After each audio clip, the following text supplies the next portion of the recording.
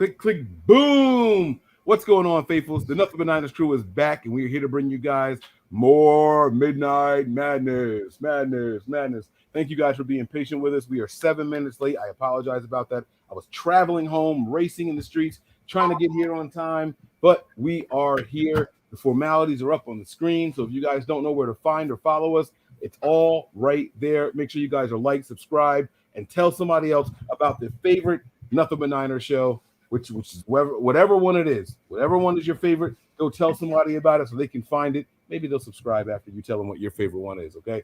I'm your guy, 49er Mike _NFL. Over here on this side is my guy, Brian Stater _Niner B. What's going on, man?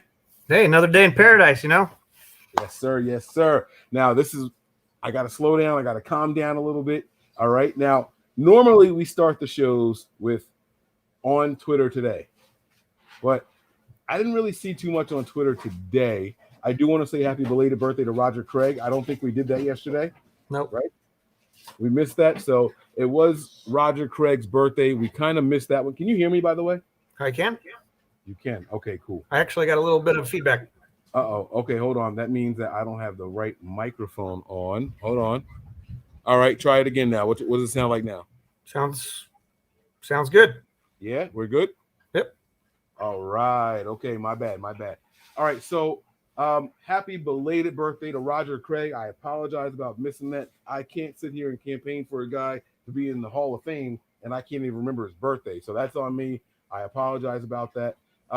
But back to the on Twitter today, we didn't really get to that. I didn't find anything interesting on Twitter to discuss. I got into a little bit of a debate throughout the day on Jimmy Garoppolo and his status and all, and it turned into an Instagram Live, and then Eric Davis jumped on, and he chimed in. Now, Brian, you were able to catch the tail end of that. What were your thoughts and your takeaways from the Jimmy Garoppolo conversation? What you agree with, disagree with, and so on and so forth? I would say that, I understand where ED was going and how he was connecting the dots that were there. The thing that bothered me was that he said that in the interview, certain things were said, and I didn't agree with exactly what ED said was said. I understand his conclusion. What do you mean? You're being vague. So for the people who didn't see it, you got to kind of fill them in on how do I sound? Am I better? Yeah, you sound better. Okay. No, and maybe you can say exactly what it was, because I don't want to misspeak or whatever it was for ED, because I just watched it the one time. But basically, he said that not verbatim, but basically what he said was that Kyle is telling Jimmy that he doesn't want him here. And I understand connecting the dots by if you're having one action, that results in a different action, obviously. But those words never came out of Kyle's mouth during that interview or at any time that I've heard in anything that I've heard pressers or anything like that. So that kind of bothered me. I get where he was going, but just the fact that he was saying that he said that when he didn't actually say those words. I get the intent of what he was saying, but that was not the words that came out of his mouth. You are absolutely right. Sorry, a little static here. Oh. All right. Sorry about the static there, guys. But you are absolutely right. So, like you said, just summing it up, he was saying that Kyle basically said, Jimmy, you're not the guy. We're moving on from you. By constantly coming out and confirming over and over, we have been trying to move on from you. Right. We're trying to get rid of you. He made a comment roughly about, you tried to trade me in my sleep, or you tried to move me while I was out. Right. And what I was saying was, that's not true. The Niners never said we're moving on from you, we're trading you. We said we're looking to upgrade from you. Well, right. Well, initially, you could argue the fact that initially all they were doing was looking for a better backup quarterback for this season in case Jimmy cannot be healthy again. That was how this whole thing started in December or whatever, when Lynch made that comment, right? That was their goal. And that's why I was very adamant, because Lynch said, we're not trading up to get a new quarterback. We're looking for a backup. And obviously things panned out the way they did. They saw an opportunity to move up for a quarterback that they they liked for the future. And I agree with what Edie said. If you find the quarterback that's going to be the future of your franchise, it doesn't matter who's on the roster. You go get that guy, and then that guy will have a seat at some point in time. Just like when you have a Brett Favre and you go get Aaron Rodgers, because that's going to be your guy of the future, right? And then, unfortunately for Aaron at that time, he had to sit, for 4 years. Or you trade for a Steve Young, and he's going to sit behind Joe Montana. You know what I'm saying? So, yeah, and what's weird is that if you listen to ED on their Believe in Podcast Network, where he and Rashawn Haylock have a wonderful podcast. That's what's weird is that we've been asked about some of our favorite podcasts and ones that we don't like, and I can't believe I forgot to mention them. I really, really like their podcast, so that's my fault for never mentioning him. ED talks about all the time, from the moment you're drafted, the team is looking to upgrade over you. He says it all the time, and he also says you can't take it personal because that's part of the business. He makes it very clear that if you're on a football team in the NFL, their job is to improve, and so they're going to continue to draft guys, trade for guys, anybody that they think can come in and take your job. That's what their jobs are, and you can't take it personal. It's just business. So hearing him speak like that about Jimmy kind of threw me off a little bit, and I couldn't challenge him on it because we were all pressed for time. But hopefully we can bring him in here and get him on the show soon. Like I said in the Instagram, if you guys have not seen this video on Instagram, there were 2 of them that were posted tonight because the first one got cut off. Unfortunately, I was smoking a cigar, and I think Instagram may have thought it was a blunt. I don't know how they confused. I had a large 70 gauge cigar. I don't know how they could have confused it for a blunt, but I think that's what happened, and they got rid of it. They cut us off in the middle of it, and so when we jump back on, Eric Davis joined Raj and Smitty and JT and us in the second video. And if you want to get to just his part, go to the Instagram video. It's in the description. And if you go to about 22 minutes, the last 22 minutes is when Eric Davis joins. So it was just weird for me to hear him say or insinuate. I shouldn't say he said it, but he was insinuating that Jimmy should have taken it personal.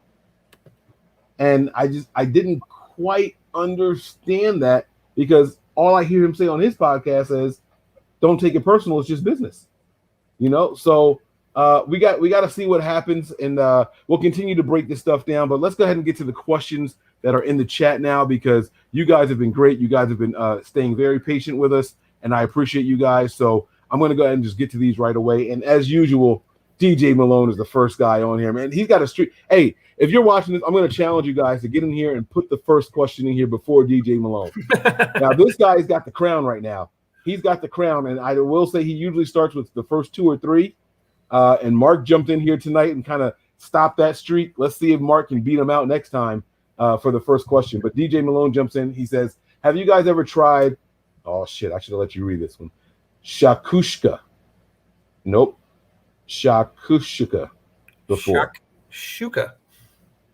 Shakshuka. There you go. That's even better. I've heard it's quite delicious. I'm going to say I can't even say it. No, I have not tried it. Yeah, me either, as far as I know. Right. Yeah, that's true. That's true. As far as I know. I have. Now, this sounds like it might be a Japanese dish, and I've had some things off of a Japanese menu other than sushi that I can't pronounce, so I probably shouldn't have said what I said. But to my knowledge, I have not tried it. He says, I've heard it's quite delicious. Do you guys have a favorite 49ers backup QB, not including Montana and Young? No, I do not. I mean, I do believe it. This is going to be so weird. I can't believe I'm about to say this, but it was Troy Smith. I was very excited when the Niners got Troy Smith from the Ravens, if I'm not mistaken. I believe that's where we got him from. This was during the Singletary years. I believe it was like 2010. I believe it was 2010. And so I was anxious to see him get in. What I didn't like was how they did like this yo-yo. In the middle of games, they would change quarterbacks. It was the weirdest thing ever. I didn't like. I thought they should pick one guy and ride with him, and they didn't do that. So neither guy ever really got into a rhythm. It made games harder to watch and harder to understand. So no, I didn't like what they did there. But that's our answer there. The next question we have here is from Mark. Thanks for the comment here. The question It says, in the event Trey lights it up in preseason and Jimmy is named the starter. All right, so you got good Trey, but Jimmy's the starter. How are you going to react if Jimmy loses week 1? This is something that came up multiple times in the Instagram live tonight, where it was, the first incompletion that Jimmy throws, or the first interception that he throws. Are people going to start the chants, we want Trey, we want Trey? You know what I'm saying? So how do you feel about that, Brian? I'll answer first, and then you can jump in here. I'm not going to feel any type of way, because I feel like the Niners typically start cold. If you think back to the year that we even won the first 8 games in a row, 2019, if I'm not mistaken, our first game was against Tampa Bay. And we had 2 pick sixes in that game that helped propel us. I think it was 2 pick sixes. I know there was at least 1, but the defense was on fire. They had a ton of turnovers. The defense was just smothering. Mike Evans and Chris Goodwin, those guys were doing nothing in that game. The defense was lights out. The offense was a little cold. It took them a while to find their way. And if you guys remember, even last year, if you guys were subscribed to my OnlyFans page, I said on there very clearly and very bluntly, truth of the matter is, I think the Niners are going to lose this game against the Cardinals. I made it very clear. We just happened to start slow on offense, on the offensive side of the ball. For whatever reason, I don't know if it's because the quarterback can finally get hit. In practices, they can't get hit at all. So I don't know if it was that, but I just had a gut feeling that we were going to lose that game. And it was a close one, but we ended up losing that first game. And I just knew that was what was coming down the pike. So, no, I wouldn't be upset no matter how preseason looks. I'm going to trust this team to put the guy in that they believe is the more prepared guy. Okay, so I'm going to trust what the team says. And if we happen to lose, we happen to lose. What are your thoughts on that, Ryan? So as far as that goes, preseason is preseason.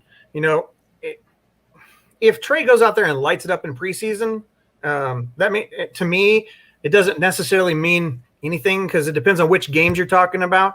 If Jimmy wins a starting job out of training camp, and the dress rehearsal of game 3 is Jimmy's game, and he goes out there and does his thing and still gets to start week 1, and then they end up losing, I'm not going to take much from it, like Mike said. I just think that it's going to take more than one bad game for Jimmy to end up being removed from the starter, especially that early in the season. But you have to take preseason for what it's worth, as far as I'm concerned. I mean, games 1, 2, well, it used to be 1. Yeah. Anyway, it is what it is now. So 1 and 2, those are not dress rehearsals. That's when you're trying to fan out your what your roster is going to look like. So you got a lot of players who are at the back end of your roster that are fighting for that bubble spot, or prove that they can overtake a starter or whatever. But those are the guys who are trying to play that are in there during those games. And those are the guys who are out there working, to try to stay in the league, or find another team if they're not going to be on this one.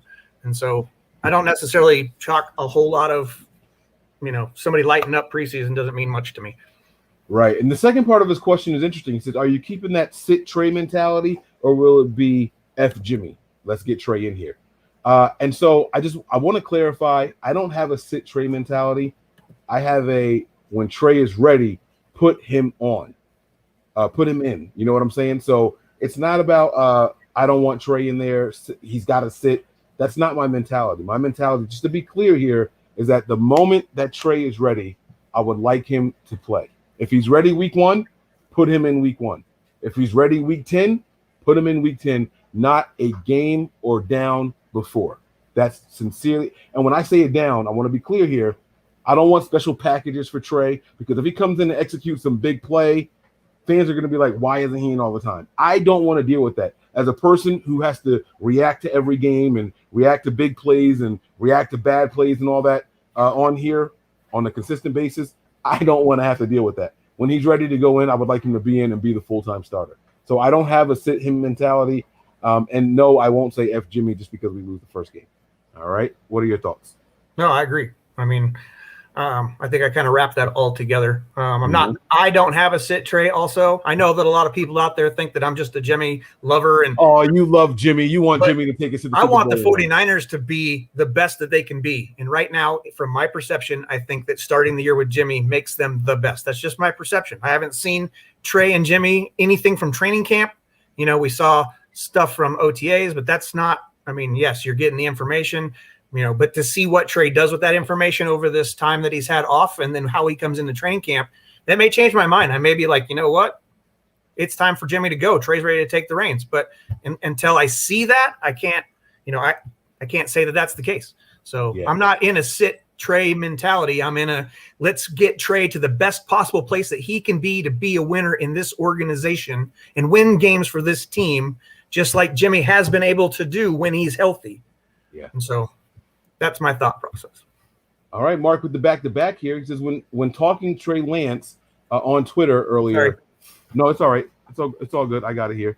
When talking Lance on Twitter earlier, why would you use RG3 as an example to someone playing too early? He lit it up and won Rookie of the Year, but destroyed an already damaged knee and pretty much ruined his career. Okay, so this is a really good question. So I was debating about the hazards of starting someone too early, right? And we all know that Shanahan, both of them, Mike and Kyle, their hands were forced with the selection of RG3 and putting him in there. And so I used him because there were things that RG3 needed to work on before stepping onto a pro field. In his first game, he took big hits. And the critique on him coming out was he needs to learn to slide. He's too thin. He needs to learn to run out of bounds. And that was his detriment. Okay, that's what sidelined his career. He won Rookie of the Year. He didn't finish that season. He missed games that season. He missed plays, portions of games that season. Okay, yes, the Washington Redskins at the time, the football team now, made it to the postseason, but there were things that he could have improved on. There were things that he should have improved on. And as stupid as it sounds, sliding and reading a defense was one of them. Just because they won a lot of games does not mean that he was ready to go in. And so that's why I use that specific example there. I listed a couple of different quarterbacks, and RG3 was one of them. And I listed that to show that I'm not speaking out of a bias. I'm not saying that Trey shouldn't start week one because I think he's going to lose every game. I think that we're capable of winning games with Trey, even if he's not ready. Kyle's that good, but that doesn't mean that he should be in there. I don't want to start a guy and he gets injured in his first season because he doesn't know how to slide or he doesn't know how to run out of bounds, or we're winning games barely because he's throwing 2 or 3 interceptions a game because he doesn't know how to read a defense. We can still win games. That doesn't mean that he's ready to go out there. And so I was using RG3 and I put no bias in it at all. I just wanted us to be prepared to go out there and do that. And one thing I would also challenge people to do is, it's easy to go out and say, okay, Trey won all these games. And then it's easy to go to YouTube and say highlights of Trey. Go find lowlights. There are plenty of lowlights out there of Trey also, and watch not that he's not doing good, just watch what he does and why it looks different when he throws bad passes versus good passes, and educate yourself a little bit about the downsides of Trey as well, instead of just being like, well, he's ours now, we love him. Great. I'm with you. I love him too because he's on the 49ers roster. But right. I just don't think that as of right now, until I see otherwise, that he's going to be the guy. I think it's got to be Jimmy. If this was a regular show, I'd have a really good back and forth with you, but we got to get to some of these questions here. DJ Malone with a second one here. Have you guys had Nochi before? That G is silent, if I'm not mistaken. And I have. Now, it's one of two things here. I believe those are like the little potato balls, right? Or is that the thick rice? Either way, I've had them, and I like both of them. He says, if so, what do you guys add to it? The way my wife makes it, and she does it with both of them, so I don't know. It's like this thick white sauce with a little bit of garlic and herbs in it. It's very, very good. But I can't remember if it's the thick rice thing or if it's like the little potato balls. But she makes them both the same way. And then we have like a chicken or a fish on the side of it. But it's really, really good. So, yeah, I have had it. What about you, Brian? I don't recall eating anything with that by that name, but that doesn't necessarily mean I didn't. So, so I can't really answer the second question. Okay. And then the third question in this one is, would you guys agree that the 1994 team would beat the poop out of the 2012 and 2019 teams? If they were playing in 1994, probably. I don't know how that team would fare with the rules of today's game. Okay. Yeah. I'm gonna agree with you. I'm gonna say that they would win. I'm not gonna make any qualms about it or anything like that.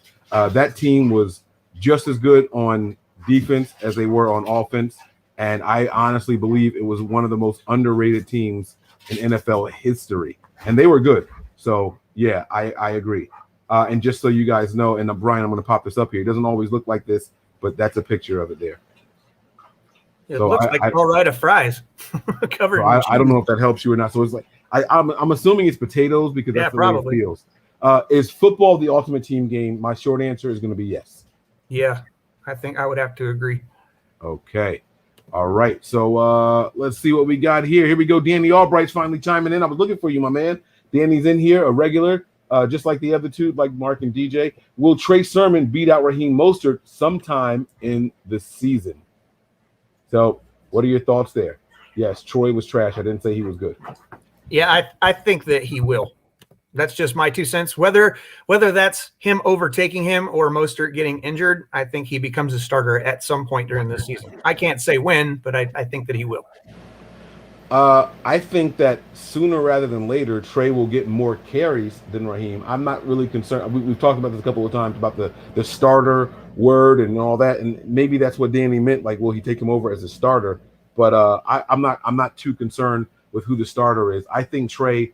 I might even say week one, he might be the guy getting more carries than Mostert, because I don't think Mostert should get more than 15 to 17 carries a game. Let's see here. All right, here we go. Emsley, long time no see. I love her questions here. Would you be humiliated or pleased if anyone asked you to go to the website you most often visited, and what is it? Brian, I want you to go first here. I'm not going to be humiliated or pleased because I don't spend that much time on my computer like trolling websites, but it's a tie probably between Amazon and Facebook. So okay, I see what you did there. All right, so I'm not going to count Facebook or Amazon as websites I visit because I have apps for those. But this is going to sound like a cop-out. My two most visited sites are StreamYard, which is where we host from, and then SoundCloud, because we're doing this daily. I upload both daily. So anytime I open my browser, those are the first two that pop up, and the little icons at the bottom is which site do you want to visit. Now, if you ask me about my third one, all right. So yeah, I'm not going to get into it because she didn't ask that far into it. All right.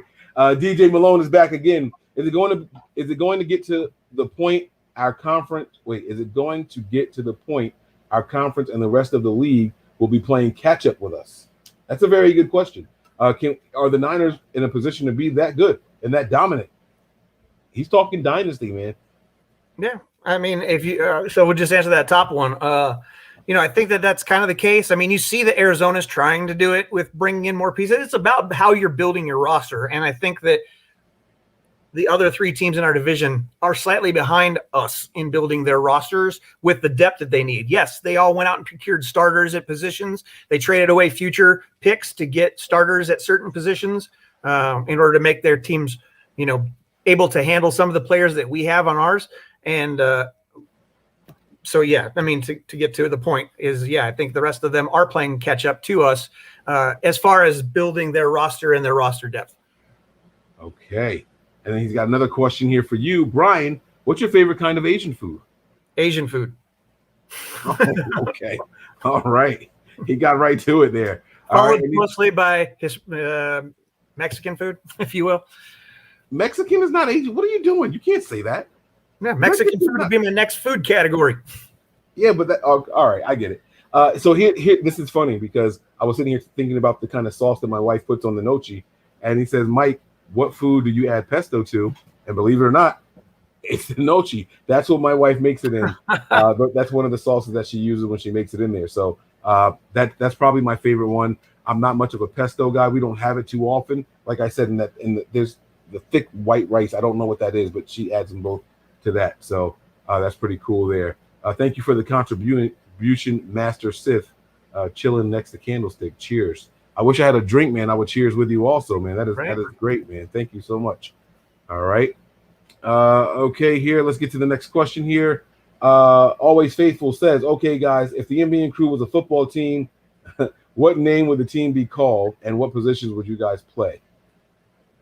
So I think we talked about the positions we would play before. I don't know what you would call us. I think nothing's going to be nice, whatever it is. I think we would be the trash talkers. I don't know how good our game would be if we had to actually get out there. We're all kind of old now, so we're not the youngest crew out there. But I would talk a lot of trash. I would get in people's heads, and I would hit people hard. So my position would be linebacker probably now. Back in the day, it would have been wide receiver or even quarterback. I would have played. So I like those two positions. Those are my favorite playing as a young pup. Okay, so let me see here. Not a question. Here we go. Emsley is back on the board. If money and ethics weren't an issue, what scientific experiment would you run if you become a mad scientist? I love her questions, man. Oh my God. This is good. This is good here. You want to go first or you want me to go? No, because of what I would do, I can't say on here, and the government would be coming to my house probably. Oh, now I got to know the answer to this. Holy crap. Okay. Now I'm wondering if I can say what I want to say because I'm worried about. So I saw this German experiment, and I don't know if it was fake or not, but they had a deceased dog's head on a table, and they plugged these things into the brain, and it reactivated the brain. It was just the head, and the dog's tongue started moving. I don't know if this is edited or not. This is available on YouTube. You guys can look this up. I don't know if that's real or not, but those are the kind of experiments I would like to do. I don't want to experiment on anything or anybody living. If I could experiment with deceased, bodies or corpses, I would do that. Damn, I sound like a creep right now, huh? All right, so let's move on here. Let's get to my person Jello. I was gonna say my guy. I don't know if it's a guy or not, but sorry, Jello. No offense, please. What 2022 free agent would you guys like to pursue off the top of your head? And love the show, guys. And I believe Von Miller is the guy at the top of my list for 2022. Right. You talked about Von Miller the other night, and I talked about Tyrann Mathieu. Oh, that's right. Yeah. Good call. Let's see here. All right, here we go. Rolls Royce jumps in here. If you could live anywhere in the world, where would you live? I think everybody on the show and has watched the show knows that my ass is moving to Hawaii as soon as it's possible. Believe it or not, I would like to live in Virginia. It's not too far south, not too far north, but I would like to get a lot of property in Virginia. I'm a person who likes my privacy. I want a lot of space. I want a lot of acres. And Virginia is a place that you can get all of that cheap. And it's not too far south where I have to worry about raising a mixed family out there. Unfortunately, those are things that I do consider and think about currently. So that would be a place that I would want to go. Virginia, the right part of Virginia, that is. Rolls Royce with the back-to-back here. Have you ever seen a fan base so split as the one in Santa Clara? We do argue about a lot of stuff amongst ourselves. Yeah, and I can't really touch that because I've not really belonged to any other fan base. This is it for me. Yeah, what's weird is I would like to say that we're the most passionate fan base, but I don't pay attention to enough of other fan bases to give an honest assessment of that. So I'm just going to say no. I've literally never seen another fan base so split because I don't look at them that way. So my answer is no there. But I think that we've earned that 40 Winers name. I do. I think we've earned it. Scrutinizing Cone right now. Nope. I don't think anyone mentioned him, and I don't think there's a need to on tonight's show anyway. Right. So nope, nothing there. Let me see if how many more can we get to? We got about one more minute here. Okay, here we go. When Jimmy gets benched, will his fans leave the fan base? Royce, is this 3 in a row? Oh no. All right, no, we got Fable in between. Right. I think that, while I respect the questions, Royce, I think that you have this thought process that people either love Jimmy or the 49ers. And I don't know that that's necessarily a true way to look at things. When Jimmy is no longer part of this team, just like anybody else who leaves this team, I'm a Niners fan all day long. It doesn't matter as long as the Niners are winning. I don't care who is responsible for making it happen, as long as it's happening. Yeah, absolutely. And I am going to end the show with this also. We've seen people go out and support Cap to the end. They still support, and we should sign Cap. I still, to this day, see those comments on Twitter, but 49ers are still in their bio or their headers in their pictures. So I don't think that's going to be the case at all. So you want to answer this one and then we'll get out of here? Sure. No, I had the opportunity to be stationed all over the place. I started off in Great Lakes, Illinois, just close to Chicago there. That's where boot camp was. Then I did my primary training in San Diego, California, secondary training in Camp Pendleton, California. And then I was stationed in San Diego for 3 years. And then I did another school in San Antonio, Texas. And then I went to Okinawa for 2 years. And then all the way to DC for 3 years. And then to Groton, Connecticut for a school for becoming a submarine medical provider. And then I was stationed on a submarine there in Groton for 3 years. And then I went to Washington State and was at a clinic there. I ran a clinic there until I got deployed to go with the Marines in Camp Pendleton. And then I got to go to all kinds of fun places with the Marines. And then back to Washington to finish out my tour, and then onto a submarine that was out of Washington. And then my final duty station was at the hospital in Washington State. Holy smokes, man. It kind of made a star on the map there. Right. Man. And when I was on my submarines, I got to go into ports all over the place. So, I mean, I didn't even include that. But, Right. yeah, so those were my main duty stations. Very, very interesting, man. That military life is something, you hear about, you talk to people and say, where are you from? Well, my mom is from this country. My dad is from here. And it's Right. like, how? Well, I'm a military brat. It's like, holy smokes. And so listening to what you just said there, I could see if you were rolling out there, you think you got, I can't ask that on the air. So, all right, never mind. So like my wife and I met in Okinawa, good friends, but we didn't start dating until I was in DC. And then we got married in DC. And then we had our first son when we were in Connecticut, and we had our second son when we were in Washington. So it's all over the place. Our timeline together has been all kinds of crazy. That is incredible, man. Absolutely incredible. And I'm assuming once you guys get married, they try to move you guys with each other. Is that a thing? They try to, as much as possible, at least in the Navy. I can't speak for the other branches. They have a pretty good system worked out. But unfortunately, during the time, like my wife was also in the Navy, so she, gets transferred with me. But she loved the Navy. Whereas to me, like I enjoyed the Navy, but it was a job. She loved the Navy. And unfortunately, when we were getting ready to move from Connecticut to Washington, she had orders to go to a carrier with a flight squadron group. And she was super stoked because she loves that stuff. And unfortunately, I still owed time. And because of my job at being as superior rank, as necessary in the military as it is, there was no way they could guarantee that she could go to sea and I would stay on shore. And we were like, well, somebody needs to watch our kids, and we weren't ready to send them off to Oregon to my mom or send them back to Maryland to her mom or anything like that. So she opted to get out, and so she gave up her love of the military life, and then we finished out our time. I did my 20 years, and then I bounced.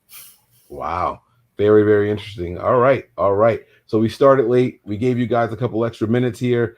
Thank you all for being patient with us. Hope you guys enjoyed the show. And that's going to do it, man. Brian, take us home, my man. Mahalo. Peace.